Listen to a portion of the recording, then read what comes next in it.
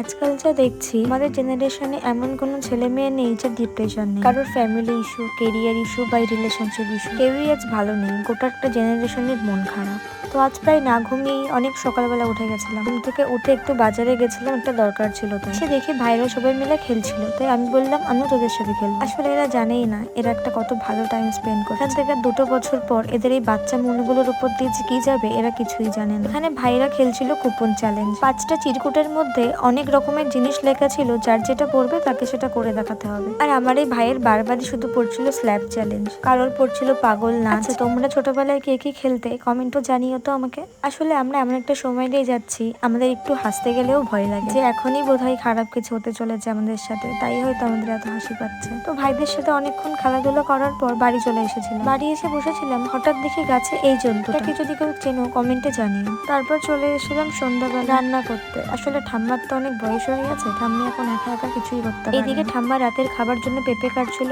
আর আমি ওদিকে ভাতটা রান্না করছিলাম। রান্না করতে করতে হঠাৎ কারেন্টটাও চলে যায়। আমি আমাকে বললো তুই উঠে ওপাশ থেকে খুন্তি আর লবণের কৌটোটা দে, আমি ভাজাটা তাড়াতাড়ি করে নিই। আসলে বয়স হয়ে গেছে, পারে না ঠিকই, কিন্তু তাও আমাকে বেশিরভাগ কাজ করতে দেয় না। তো আজ আসি, দেখা হবে আবার পরের কোনো ভিডিওতে। Tata, by.